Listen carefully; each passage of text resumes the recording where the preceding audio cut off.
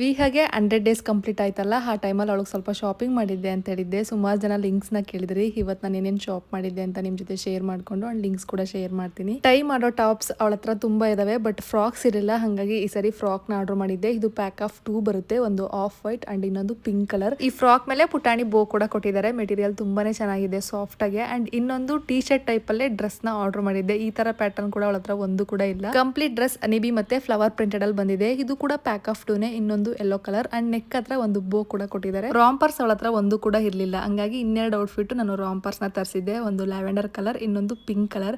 ಈ ಔಟ್ಫಿಟ್ ನೀವು ತುಂಬಾ ಜನ ಲಿಂಕ್ ನ ಕೇಳಿದ್ದು. ಈ ವ್ಲಾಗ್ ಅಲ್ಲಿ ಎಲ್ಲ ಔಟ್ಫಿಟ್ ಲಿಂಕ್ ಅಟ್ಯಾಚ್ ಮಾಡಿರ್ತೀನಿ, ಬೇಕು ಅಂದ್ರೆ ಲಿಂಕ್ ಅಂತ ಕಮೆಂಟ್ ಮಾಡಿ. ಫಸ್ಟ್ ಕ್ರೈ ಅಲ್ಲಿ ಮಕ್ಳಿಗೆ ಬಟ್ಟೆ ತುಂಬಾನೇ ಚೆನ್ನಾಗಿರುತ್ತೆ. ಅಂಡ್ ಸ್ವಲ್ಪ ಗ್ರಾಸರೀಸ್ ಬೇಕಿತ್ತು ಮನೆಗೆ, ಅದನ್ನು ಕೂಡ ಫ್ಲಿಪ್ಕಾರ್ಟ್ ಅಲ್ಲಿ ಆರ್ಡರ್ ಮಾಡಿದ್ದೆ. ಯೆಲ್ಲೋ ಕಲರ್ ಡ್ರೆಸ್ ನಾನು ನಿಮ್ಗೆ ಜಸ್ಟ್ ತಾನೇ ತೋರಿಸ್ದೆ ಅಲ್ವಾ, ಅದೇ ವೇರ್ ಮಾಡಿದೀನಿ. ಹೇಗೆ ಕಾಣ್ತಿದ್ದಾಳೆ ನೋಡಿ. ಇದು ನಾನು ಆಲ್ರೆಡಿ ಸ್ಟೋರಿ ಹಾಕಿದ್ದೆ, ಬಟ್ ಕಂಪ್ಲೀಟ್ ಔಟ್ಫಿಟ್ ನಾನು ಶೇರ್ ಮಾಡಿರ್ಲಿಲ್ಲ. ತುಂಬಾ ಕ್ಯೂಟ್ ಆಗಿ ಕಾಣಿಸ್ತಿದ್ಲು. ನಾನು ಏನೇ ವಿಹಾದು ಸ್ಟೋರಿಗೆ ಪೋಸ್ಟ್ ಮಾಡಿದ್ರೆ ಕಾಂಪ್ಲಿಮೆಂಟ್ಸ್ ನ ಕಳ್ಸಿರ್ತೀರಾ. ಥ್ಯಾಂಕ್ ಯು ಸೋ ಮಚ್ ಯಾರೆಲ್ಲ ನನಗೆ ಮೆಸೇಜಸ್ ನ ಕಳ್ಸಿರ್ತೀರೋ. ನಾನು ನಿಮ್ಮೆಲ್ಲ ಮೆಸೇಜಸ್ ನೋಡಿರ್ತೀನಿ, ಬಟ್ ರಿಪ್ಲೈ ಮಾಡಕ್ ಆಗಿರಲ್ಲ ಅಷ್ಟೇ. ಇನ್ನ ಎವ್ರಿ ಡೇ ಈವ್ನಿಂಗ್ ಟೈಮ್ ಏನಾದ್ರೂ ವಿಹಾ ಎದ್ದಿದ್ರೆ ಅವಳನ್ನ ಈ ರೀತಿ ರಾಕರ್ ಅಲ್ಲಿ ಹಾಕಿ ನಾನು ಕಾಫಿನ ಕುಡಿತೀನಿ. ನನ್ನ ಈವ್ನಿಂಗ್ ರೂಟೀನ್ ಈ ರೀತಿನೇ ಇರುತ್ತೆ. ಅವಳೊಬ್ಬರನ್ನೇ ಬಿಡೋದಕ್ಕೆ ನಂಗೆ ತುಂಬಾನೇ ಭಯ ಆಗುತ್ತೆ ಈ ನಡುವೆ ಅಂತೂ. ಬಿಕಾಸ್ ರೋಲ್ ಆಗ್ತಿದ್ದಾಳಲ್ಲ, ಸಿಕ್ಕಾಪಟ್ಟೆ ಭಯ. ಆದಷ್ಟು ಯಾವಾಗ್ಲೂ ಕೂಡ ನನ್ಗೆ ಎಷ್ಟೇ ಕೆಲಸ ಇದ್ರು ನಾನು ಅವಳ ಎದುರಿಗೆ ಇರ್ತೀನಿ, ಇಲ್ಲ ಅವಳ ಪಕ್ಕ ಇರ್ತೀನಿ.